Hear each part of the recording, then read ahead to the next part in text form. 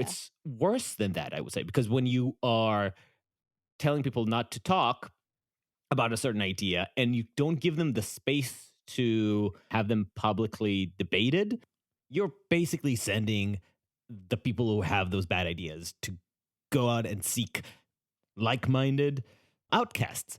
And then rather than being challenged and coming to contact with opposition and conflict, those ideas get tunneled into the silo of panderers. And the ideas aren't likely to get cultivated or made more nuanced under those conditions. They will become more radical and dumb because when you don't meet people who disagree with you, your opinions become worse. They become more shallow. They become boring. That's the whole fucking point.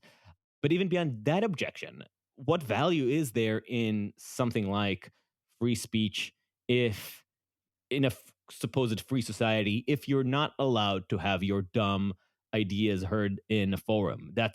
It sounds so absurd to me that the people who proclaim to be defenders of democracy or of liberal values or whatever would just so easily brush off one of the absolutely fundamental things that define and justify democracy. I mean, Um, it's not new. As no, Jacob no, points out, there's been a lot of supposed proponents of free speech who backtrack mighty quickly as soon yes, as the speech touches on something that they don't want to be discussed right. or they don't agree with or that makes them look bad. Like even the strongest free speech advocate has limits, at least as history shows us. There are Yeah, few kind of radical martyrs in the free speech world. yeah, because as I said at the beginning, it's not just historically abnormal for us to like free speech. Right. It's just an outside of human nature. We Right. don't want to hear things that make us unhappy, uncomfortable, or threatened. That's just our Right. nature. Which is why we need to bolster and protect it. And not just free speech, right? I mean, does this take us to our second housekeeping item, Adam? Yes.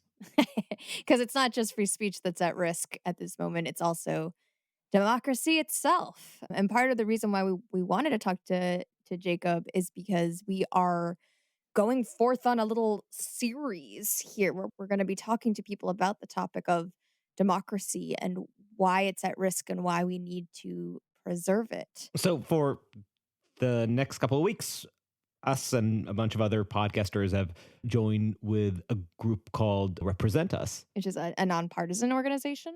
And the Right. idea is that, in banding together, we will spread the word about, protecting things like elections and all those good things that we like and Right. require for a functioning liberal society. Obviously, this is a theme that we care about globally, internationally, but Represent Us is focused on what's going on here, partly influenced by January 6th, but by other movements around the country of people that seem to be on a quest to curtail aspects of democracy. And it's frustrating because it's something that we talked about with your spouse a few months ago with Zev. This is not new. From the earliest days of American democracy, we've seen versions of gerrymandering and attempts to create voting restrictions. Obviously, there Right. were voting restrictions in place when the Constitution was signed. Like free speech, democracy is one of those things that people really don't want the other team to have. And I think this is one of the themes that we've been talking about from the very start of this podcast, because this is one of those things that I had not examined really, like why liberal democracy matters. And in our very first interview with Tomer Persico, I asked him to just define liberal democracy and explain to me why it is precious, because this is something that you had kind of come in as like baseline assumption we need it, and I wanted to having never really thought about it that much, I wanted to unpack it and understand why. And I think throughout the course of the podcast I've been asking different people this question again and again, and what I'm starting to understand is that all of the things that we kind of take for granted in our society today are things that are really only afforded us by liberal democracy, things like free speech, for example, values that we hold dear in society. And like you said, like these are not things that were easily won. These are not things that are easily held together. These are things that are fragile and are vulnerable and unfortunately are not seen as such. And so they keep getting battered, attacked, taken down by different means and by different sides in different ways.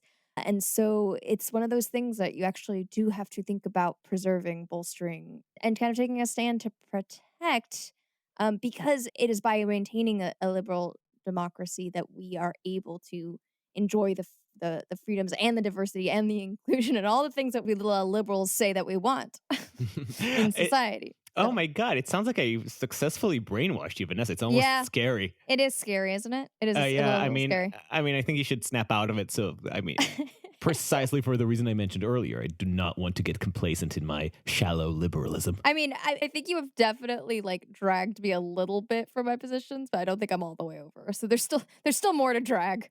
There's still more to go. One hopes. One hopes.